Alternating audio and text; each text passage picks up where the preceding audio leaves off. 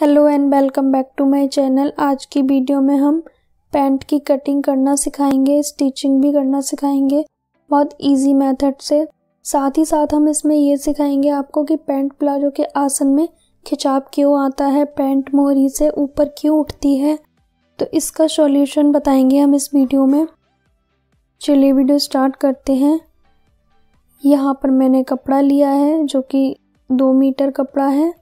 आप पैंट की लेंथ के अकॉर्डिंग ले सकते हैं। इसको हमें ओपन करना है और विड्थ वाइज फोल्ड करना है। आप ध्यान से देखें, जो किनारी होती है वो लंबाई में होनी चाहिए कपड़े की। इसको आपको डबल फोल्ड में रखना है। चौड़ाई से फोल्ड किया है मैंने और ये किनारी का कपड़ा है। इस तरह से आपको डबल फोल्ड में रखना है। प्लाजो पैंट हमेशा लेंथ में बनानी चाहिए, विड्थ वाइज फोल्ड करके रखना चाहिए कपड़े को। इस तरह से आपको फोल्ड करके रख लेना है। यहाँ पर हमें मेजरमेंट की ज़रूरत होगी, लेंथ की ज़रूरत है हमें। दूसरा मेजरमेंट हमें हिप राउंड चाहिए जो कि 34 इंच है और लेंथ 35 इंच है। जो हमारा हिप राउंड है उसको हम 4 से डिवाइड करते हैं, चौथाई भाग निकालते हैं, जैसे कि 8.5 इंच आया है मेरा। ऊपर से कपड़े को सीधा करने के बाद इंची टेप को कुछ इस तरह से रखना है। हमें ऊपर की ओर बेल्ट अटैच करनी है, उसमें हमें 1.5 इंच माइनस करते हुए रखना है। आप ध्यान से देखें, मैंने इंची टेप को 1.5 इंच बाहर निकाल दिया है। 35 इंच पे मैंने निशान लगाया है जो कि हमारी लेंथ है। 1.5 इंच हमारी बेल्ट अटैच हो जाएगी। ये पैंट हमारा फुल इलास्टिक वाला बनेगा, कोई आगे बेल्ट नहीं लगेगी। नीचे की ओर से हमें 3 या 3.5 इंच मार्जिन लेना है जो कि नीचे की साइड फोल्ड होगा। ये हम बेल्ट अटैच करेंगे बाद में तो हमारी पूरी लंबाई हो जाएगी। यहाँ पर हमें हिप राउंड का चौथाई भाग निकालना है, जैसे कि 34 का 8.5 इंच आया है, प्लस इसमें हम 1.5 इंच ऐड करेंगे तो हमारा आएगा 10 इंच। कोई भी मेजरमेंट का बनाएं आप, यहाँ पर एक ही मेथड है, हमें चौथाई भाग निकालना है और उसमें 1.5 इंच ऐड करना है। यहाँ पर आएगा 10 इंच मेरा। आसन भी हमें 10 इंच लेना है, लेकिन हमें 1.5 इंच ऊपर की ओर इंची टेप को निकाल के तब लेना है। आसन में भी हमें 1.5 इंच ऊपर की ओर इंची टेप निकालना है और 10 इंच पे निशान लगाना है, क्योंकि जब हम बेल्ट अटैच करेंगे तो हमारा पूरा हो जाएगा। यहाँ से हमने 2 इंच लेना है।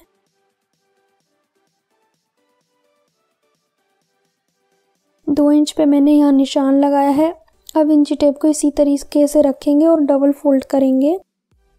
सेंटर निशान लगाएंगे, जितना हमारा यहाँ पर है इसको सेंटर लेंगे और जितना नीचे की ओर रखेंगे इस तरह से। जितना आपका ऊपर की ओर आएगा उतना ही आपको नीचे की ओर रखना है। ये हमारा सेंटर निकल आया है। अब इसी सेंटर लाइन पे हम नीचे की मोहरी का निशान लगाएंगे। मेरी यहाँ पर मोहरी है 12 का आधा होता है 6 इंच, तो 3 इंच मैंने सेंटर लाइन के इस ओर लिया है और 3 इंच सेंटर लाइन के हमने दूसरी ओर लिया है। इस तरह से निशान लगाना है। यहाँ पर आप देख सकते हैं जितना यहाँ है इस तरफ भी हमें उतना ही निशान लगाना है।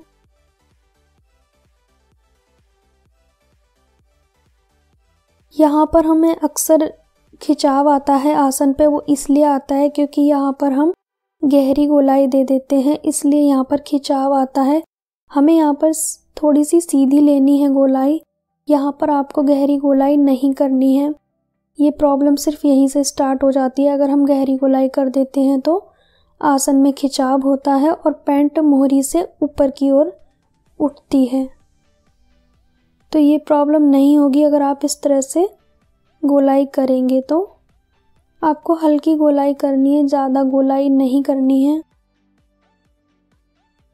अब यहाँ पर भी हमें चेंजेस करने हैं कि यहाँ पर कोना निकल आता है, तो वो क्यों आता है? क्योंकि हम यहाँ पर शेप नहीं देते हैं। इस तरह से आपको शेप पट्टी की मदद से शेप देना है। इसके बाद हमें थोड़ा सा सीधा करना है। शेप पट्टी की शेप्स करने के बाद हमें दोबारा से यहाँ पर सीधा करना होता है ताकि कोना ना निकले।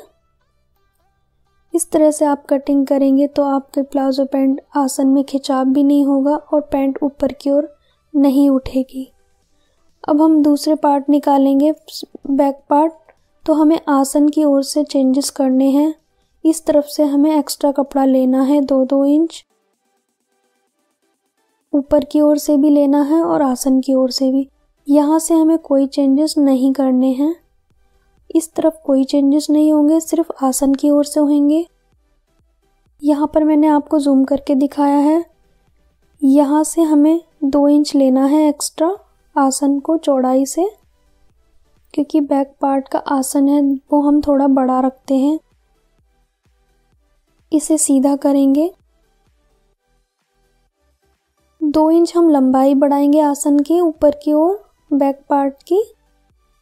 बैक पार्ट में आसन की चौड़ाई और लंबाई दोनों बढ़ानी होती है।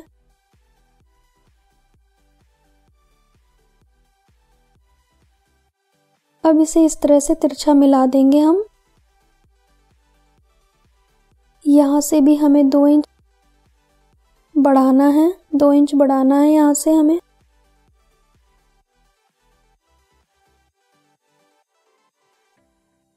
यहाँ भी हम हल्की तिरछी गोलाई देंगे, गहरी गोलाई नहीं देंगे। मेन हमें आसन की गोलाई पे ध्यान देना होता है। 2-2 इंच मार्जिन देना है, क्योंकि हमने फ्रंट पार्ट में कोई मार्जिन इंक्लूड नहीं किया है, इसीलिए हमें बैक पार्ट में मार्जिन लेना होता है। 2 इंच आपको मार्जिन लेना है। इस तरफ से कोई मार्जिन नहीं लेना है। शेप पट्टी की मदद से निशान लगाएंगे।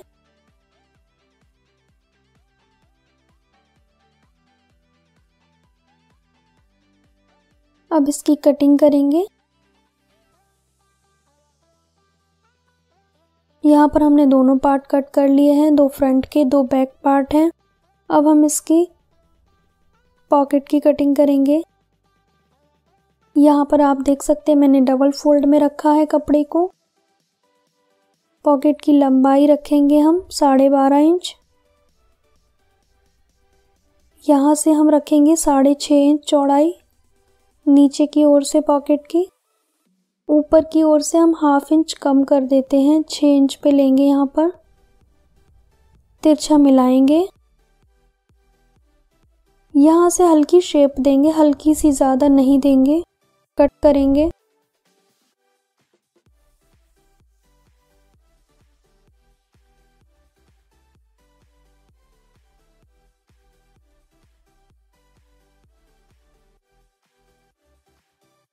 अब हम स्टिचिंग करेंगे। यहाँ पे पहले हम आसन जॉइंट करेंगे फ्रंट पार्ट के। इसी तरह से हम बैक पार्ट के आसन जॉइंट करेंगे। अब हम यहाँ पर पॉकेट अटैच करेंगे, तो पहले पॉकेट को रेडी करेंगे, सिलाई लगाएंगे नीचे की ओर से। अब इसे सीधा करेंगे। सीधा करने के बाद हमें यहाँ पर भी सिलाई लगानी है ऊपर से।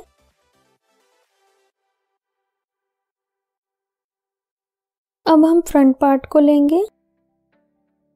यहाँ पर हम फ्रंट पार्ट पे राइट हैंड साइड पे पॉकेट अटैच करेंगे। पॉकेट को इस तरह से रखेंगे, ओपन करके इस तरह से रखना है, नीचे का पार्ट हटा देना है। इस तरह से रखना है पॉकेट को। ऊपर की ओर से हमें 1.5-2 इंच पे निशान लगाना है। मैं यहाँ पर 1.5 इंच पे निशान लगाऊंगी। अब यहाँ से जो निशान लगाया वहाँ से 6 इंच पे निशान लगाएंगे। ये हमारा गैप होगा पॉकेट के लिए। अब ये जो निशान लगाया है जो हमने, इसी के ऊपर हमें सिलाई लगानी है। जिस तरह से निशान लगा है उसी तरह से हमें सिलाई लगानी है। अब यहाँ पर कॉर्नर पे कट लगाना है, जो कि तिरछा कट लगेगा यहाँ पर। इसको इस तरह से पलट देना है पॉकेट को नीचे की ओर। ऊपर से हमें सिलाई लगा देनी है, इस तरह से पक्का कर देना है। अब यहाँ पर इस तरह से सीधा रखेंगे, ऊपर की ओर से पॉकेट को बंद करेंगे।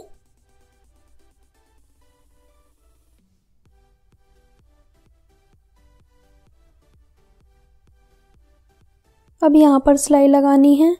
यहाँ पर आपको सिलाई ध्यान से लगानी है, पॉकेट बंद नहीं होना चाहिए। आप देख सकते हैं हमारा पॉकेट बंद नहीं हुआ है।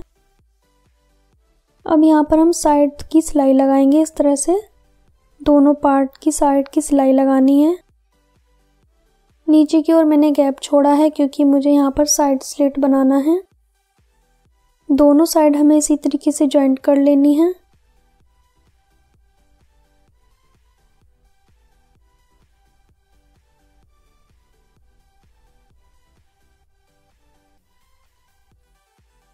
अब यहाँ पर हम बेल्ट अटैच करेंगे।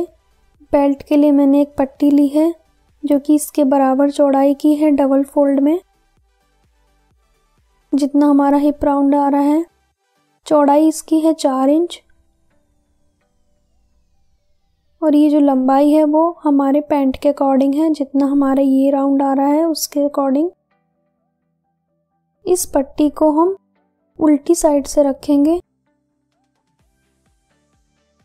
हमें पट्टी उल्टी साइड से रखनी है और सीधी साइड पलट देनी है।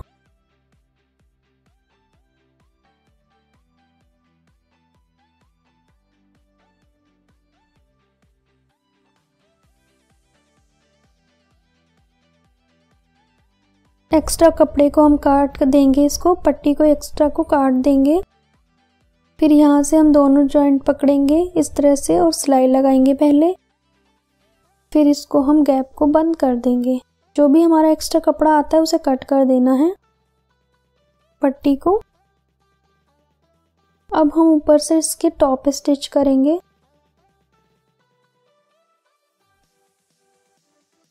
अब इसे हम इस तरह से फोल्ड करेंगे, राइट साइड पे फोल्ड करेंगे हम इसे करना है फोल्ड हमें 1.5 इंच चौड़ा, जितना आपका इलास्टिक हो।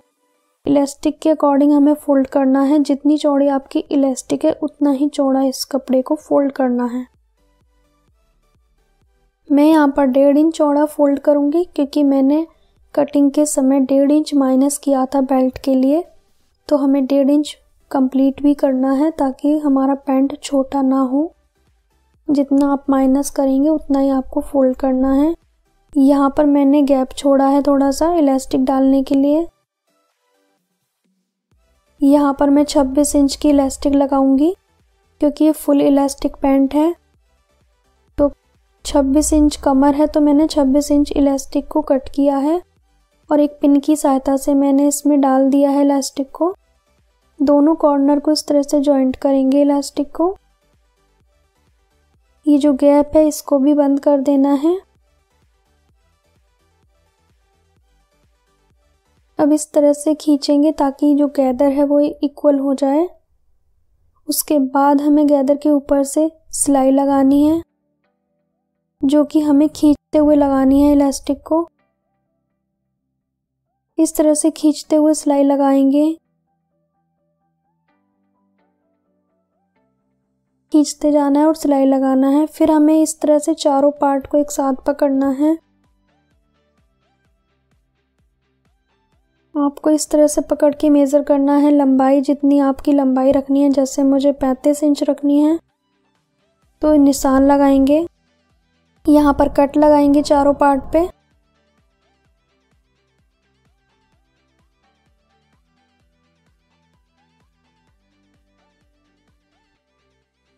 दो इंच का मुझे साइड स्लिट रखना है तो मैंने कट से 2 इंच ऊपर सिलाई निशान लगाया है। अब इसको हम इस तरह से फोल्ड करेंगे।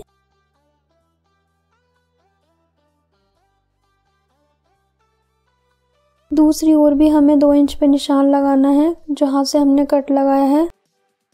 कट से 2 इंच ऊपर हमें लगाना है निशान। फिर हमें सीधी ओर पलट देना है और जो निशान से ऊपर कपड़ा है उसे हम उल्टी ओर पलट देंगे। इस तरह से अब हम इसे बंद करेंगे। यहाँ से सिलाई लगाएंगे बंद करने के लिए। इस तरह से साइड स्लिट बनाएंगे तो बिल्कुल भी हमें सिलाई नज़र नहीं आएगी। अब इसे जो नीचे का एरिया है इसे फोल्ड कर देना है। जितना हमने कट लगाया था वहाँ से इस कपड़े को फोल्ड कर देना है। क्योंकि हमने चारों पार्ट पे एक साथ कट लगाया था तो हमें कट के अकॉर्डिंग ही फोल्ड करना है कपड़े को। आप देख सकते हैं हमें जो स्लिट बनाया है बिल्कुल भी सिलाई नज़र नहीं आ रही है। इसके बाद ये वाली सिलाई आपको लगा के कंप्लीट कर लेना है पैंट को। आप देख सकते हैं इसका फाइनल लुक कुछ इस तरह से नज़र आएगा। ये हमारा फुल इलास्टिक पैंट है। नीचे की ओर हमने साइड स्लिट बनाया है।